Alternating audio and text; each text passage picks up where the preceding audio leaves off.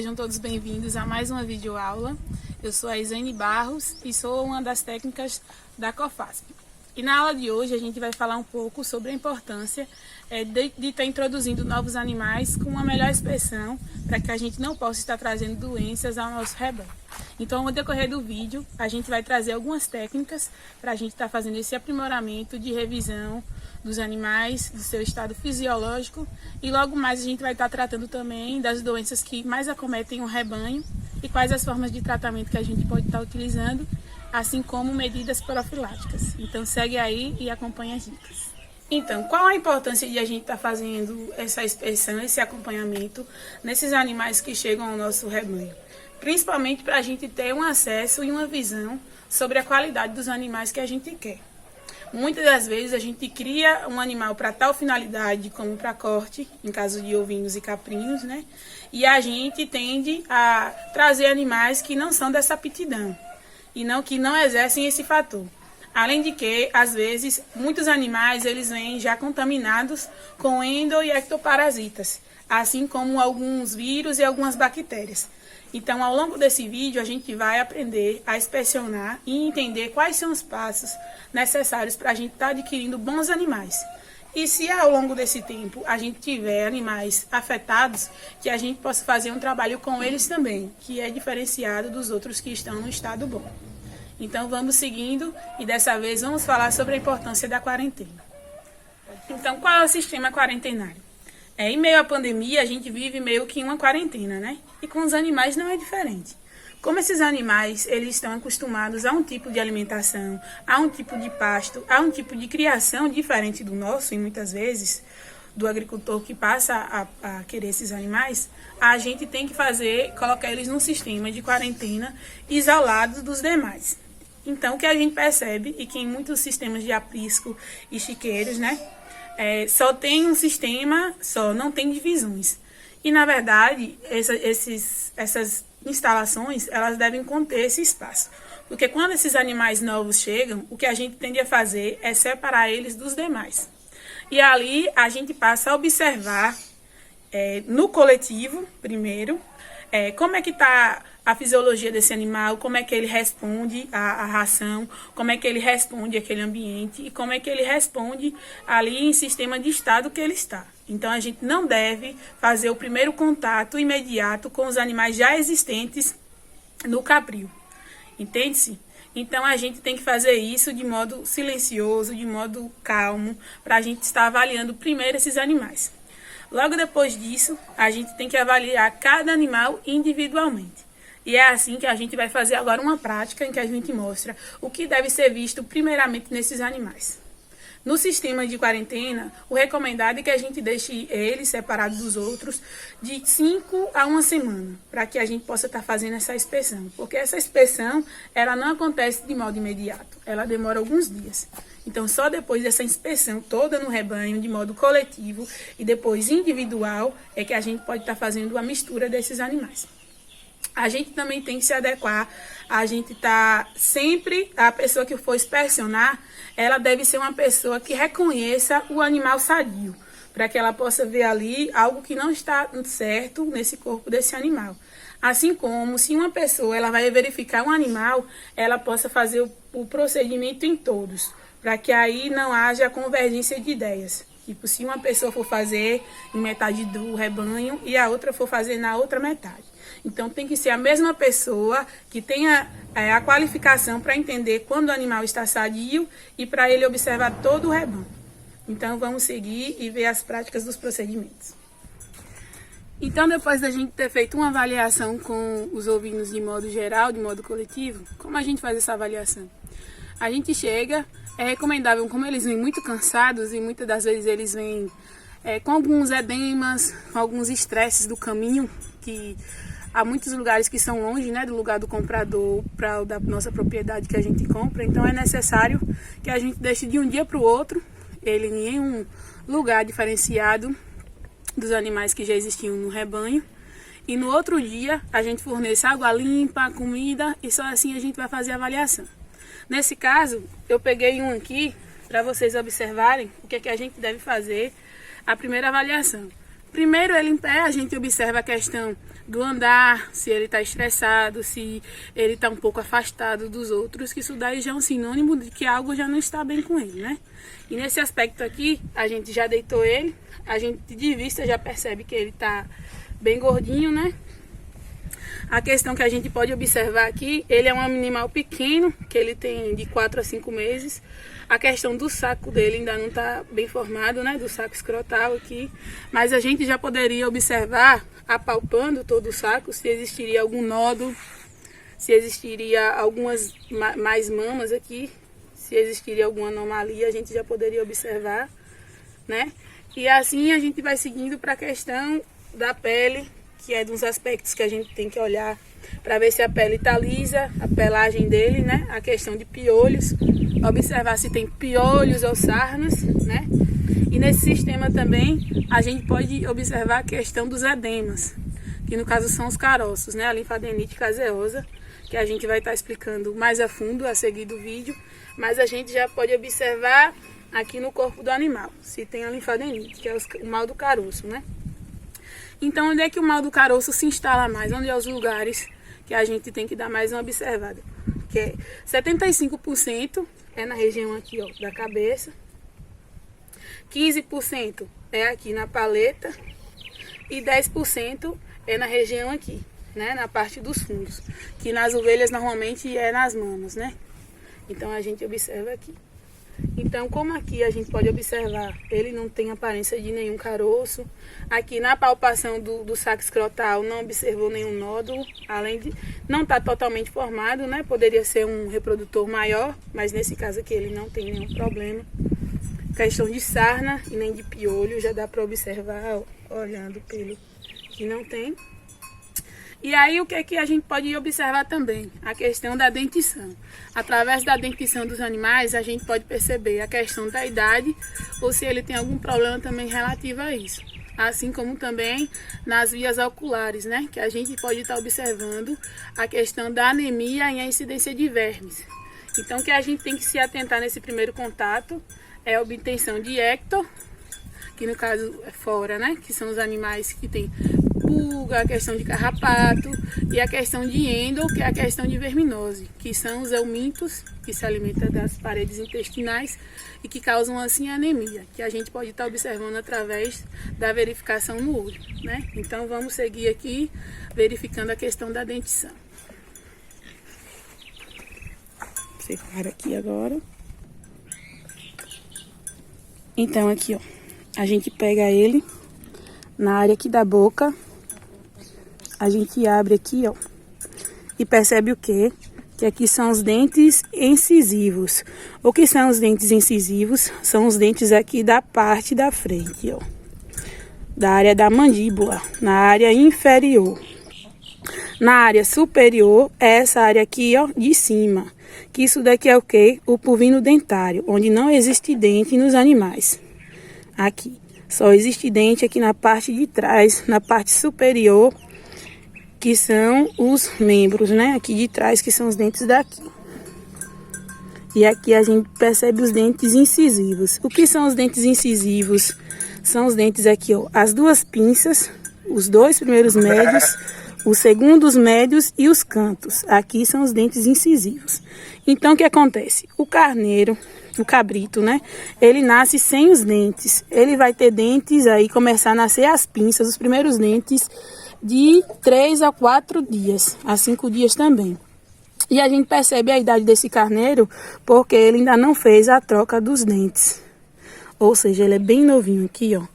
E ao longo do conteúdo a gente vai explicar para vocês como identificar de forma total todas as fases dos carneiros, dos cabritos, através da dentição. Então, o que de antemão a gente pode notar é isso daqui, que ele ainda tem, ó, os dentes incisivos, a primeira muda de dente deles ainda está intacta. Aqui ainda não foi feita nenhuma substituição. A gente percebe por quê, ó? Porque os dentes estão, a gente pode perceber que os dentes são mais pequenos, os dentes ainda não estão amolados ou desgastados no caso, né? Os dentes novos, brancos. E quando ele já fez a muda, os dentes já estão cerradinhos, já estão mais amarelados. E a gente percebe a mudança assim. Então é um animal muito novo. Não tem nenhum nenhum vestígio de boqueira. Ó, a boca dele tá saudável. Não tem nenhum arranhão, não tem hematoma. Então, até aqui, o animal é considerado um animal saudável. Quando a gente parte para a via daqui ocular, a gente vai observar o quê? A gente pega assim, ó, abaixa. A gente vai observar o nível de anemia através do método FAMACHA. Então, vamos seguir para observar o método FAMACHA e ver qual o nível de anemia que esse animal aqui tem e se ele precisa ser ou não vermifugado.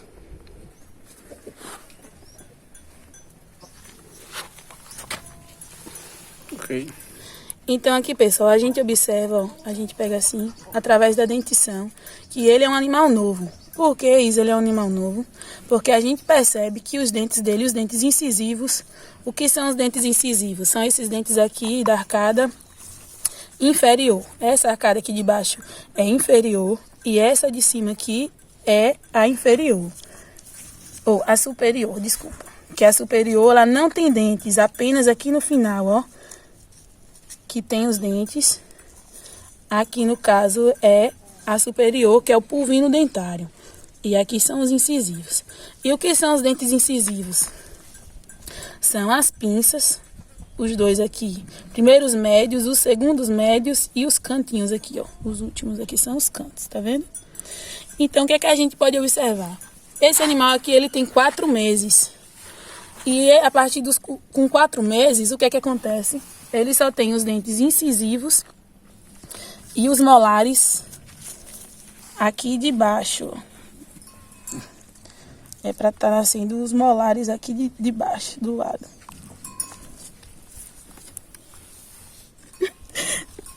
Peraí. Ok. Pode.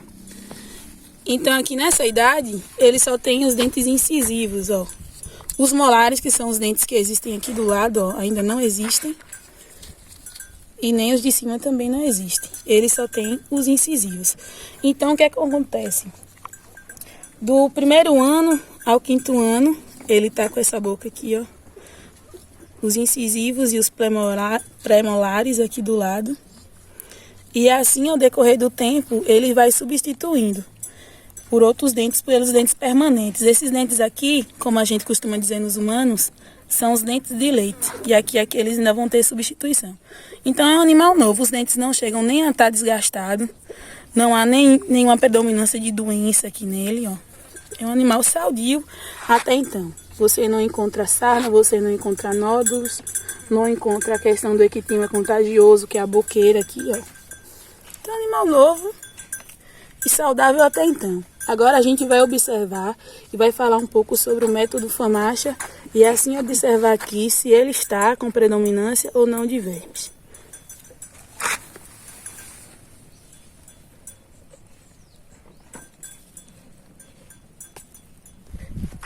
Então, o que é que a gente vai usar como suporte para identificar a predominância de vermes aqui nesse ovinho? A gente vai usar o método FAMACHA. E o que é esse método FAMACHA?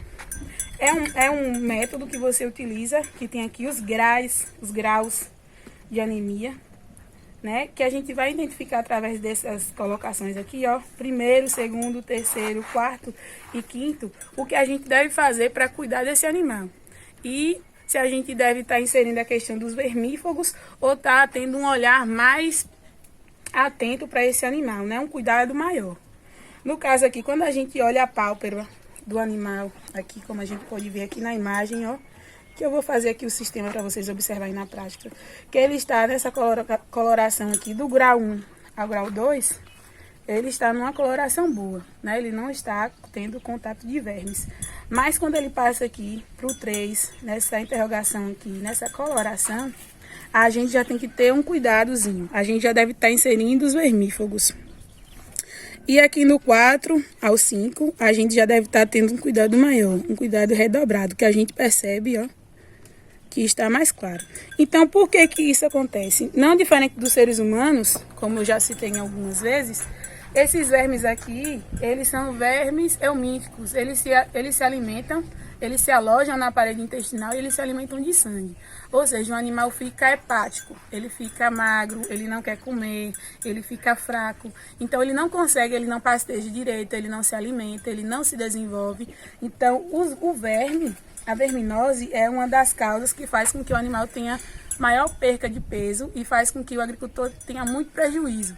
Então a verminose, além desses olhar clínico que a gente deve ter individualmente com o animal, é um dos temas que a gente tem mais que se apropriar e ter atenção. Então, através disso, a gente vai observar aqui no animal qual é o grau que ele está e, a partir disso, tomar as devidas providências. Eu tirei essa amostra aqui grande para vocês terem uma visão melhor, mas a gente pode fazer num folhetinho, no tamanho de um RG, por exemplo, para a gente sempre estar à mão para ter quando for observar o olho do animal. Então, vamos seguir aqui para a gente observar em qual grau ele se localiza.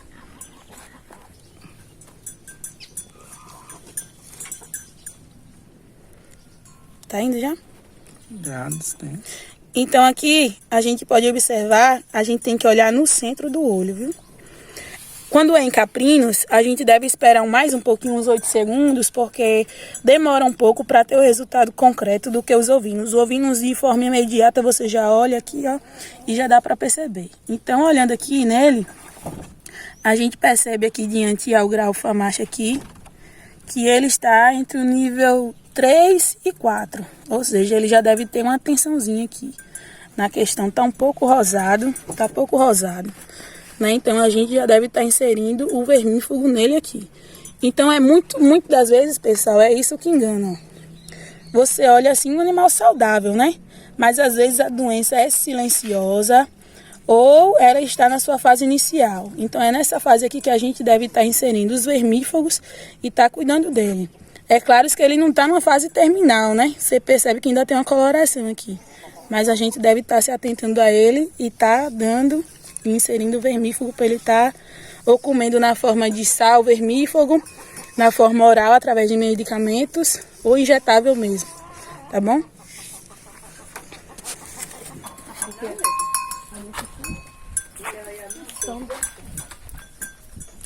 E aí vocês me perguntam, Isa, mas por que a necessidade de estar fazendo esse controle de verminose?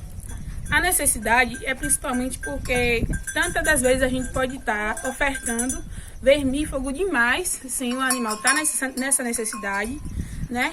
E os eumintos, os vermes, eles acabam criando uma resistência. De tanto você usar o vermífugo, eles vão indo e vão ficando resistentes.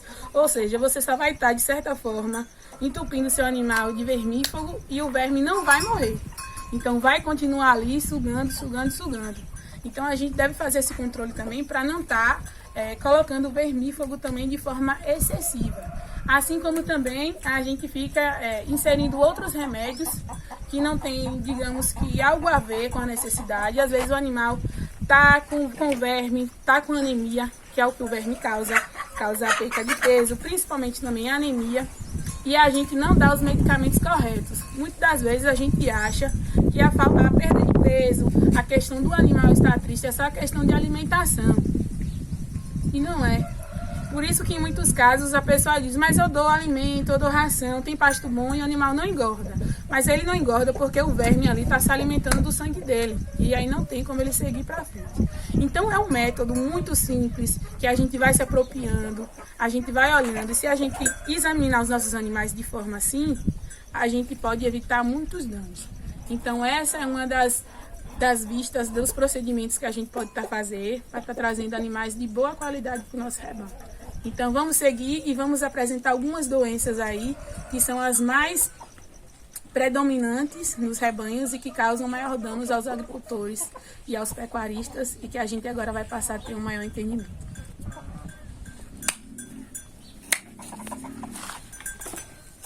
Deixa eu ver o negócio.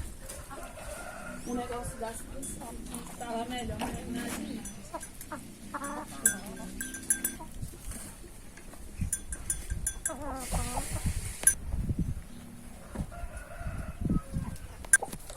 A dica de hoje, relativo ao procedimento de expressão de novos animais, é a partir desse controle que a gente fez da Famacha, né? A gente pode fazer ele de semana em semana ou de 15 em 15 dias. Mas se eu tenho 5 animais, anotar em uma tabela o nome desses 5 animais e a partir disso, desse procedimento, inserir o vermífugo, né, nos animais que você vê que está com um grau de anemia que é preocupante e que deve ser tratado. E você vai anotando assim ao decorrer dos tempos se esse animal ele vai tendo uma melhora, se ele está respondendo com a questão da inserção de vermífugo nele, se ele está tendo um avanço, né? Se ele está deixando de ser anêmico. E se esse animal, em meio a um mês, você observa, se ele não conseguir avançar, você tem que dar uma afastada nesse animal, né? Você tem que estar tirando ele do rebanho, ou vender, ou matar, ou tá dando algumas vacinas, né, para ele. Você tem que aumentar o trabalho, além de inserir vermífugo nele na forma de sal mineral, você tem que estar dando vacinas, tipo o Ivomec, o Ferrodex, né, que é para a questão de verme, para a questão de anemia. Você tem que estar tendo um cuidado maior com esse animal. Então é necessário que a gente faça assim, como se fosse um diário da propriedade, que vem também um pouco do planejamento. A gente deve anotar, se for possível, se não quiser dar nomes aos animais, mas colocar números. Se eu tenho 5 animais, cada um vai corresponder a um número. E nessas vistorias que eu faço, toda vistoria eu vou lá e anoto qual está sendo o grau de anemia dele, se ele evoluiu, se ele pegou mais alguma doença, quais são as vacinas que eu estou utilizando, porque assim eu vou saber me organizar mais. Pronto, um exemplo, é como se eu tivesse um caderninho de vacinação, né? Que a gente também tem que se atentar às vacinações do rebanho. É como se eu fosse fazer, toda vez que eu fosse no posto, eu vou lá, tomo a vacina e lá nesse caderno de vacinação ele coloca o meu diagnóstico. E a partir disso você vai ter um avanço. Toda vez que você vai lá, o médico vai avaliar o que era que você tinha, o que foi que você tomou e o que foi que você avançou. E a partir disso ele vai te dar um novo diagnóstico do tratamento que você deve sair. Com os nossos animais também deve ser a mesma coisa. Quanto mais a gente se planejar, quanto mais a gente anotar, quanto mais a gente ter esses materiais em casa que são de baixos custos, a gente vai ter um controle melhor. E assim também fazer um controle da verminose. Porque caso a gente tenha esse descuido, todo o rebanho pode pegar e os danos podem vir sim a ser bem piores. Então, o controle e o planejamento faz toda a diferença na criação de ovinos e caprinos, se tratando de endo- e ectoparasitas.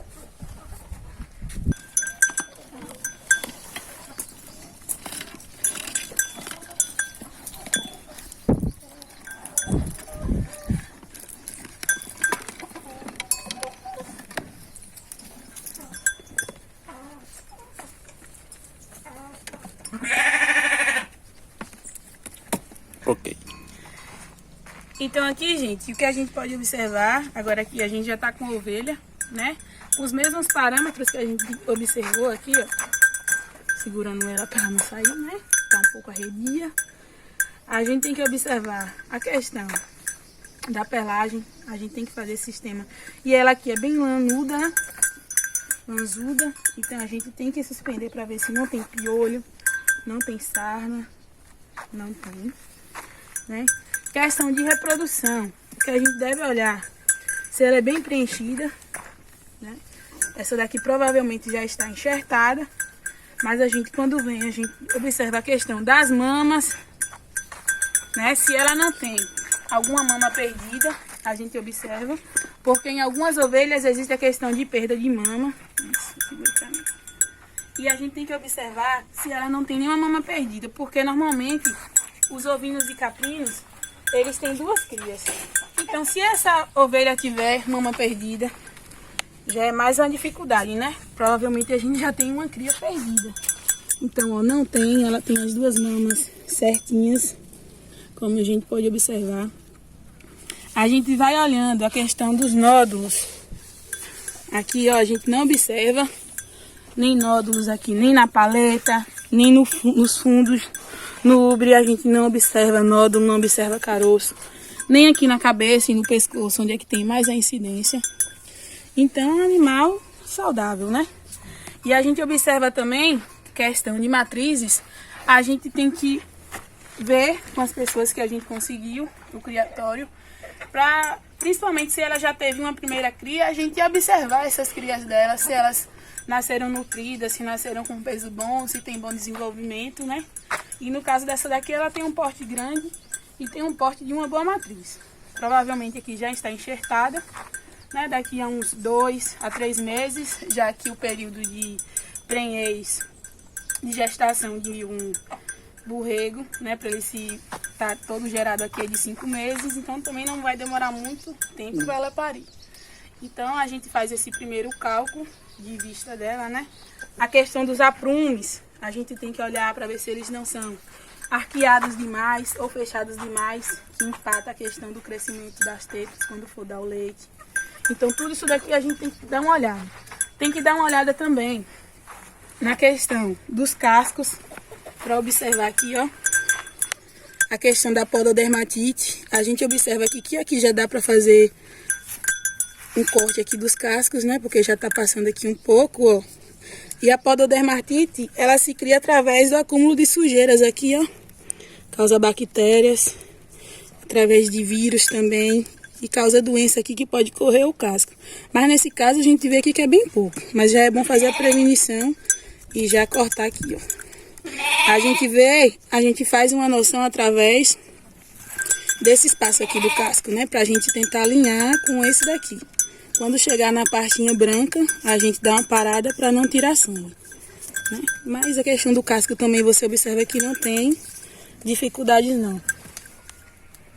Ainda sobre os reprodutores, um dos fatores essenciais que a gente deve observar também é o seu porte físico. Se ele tem, assim como as ovelhas devem oferecer um porte bem feminino, eles também devem oferecer um porte masculinizado, né? Questão de ser robusto, a questão principalmente dos testículos. A gente deve observar se os testículos eles têm a performance igual, se não tem nódulos, se eles são do mesmo tamanho. Não podem ser muito grandes, porque senão, quando for na hora da monta, vai dificultar o cruzamento com as matrizes.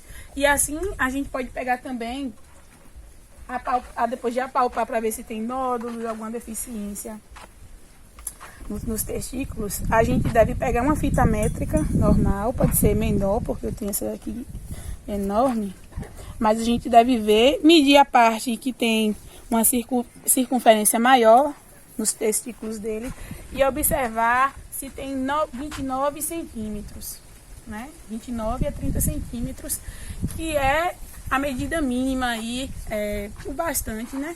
Para que esse seja um bom reprodutor.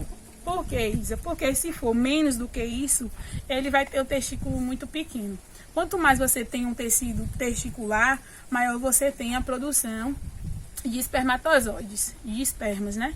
Então, se você tem um reprodutor que ele tem um testículo pequeno, não é adequado.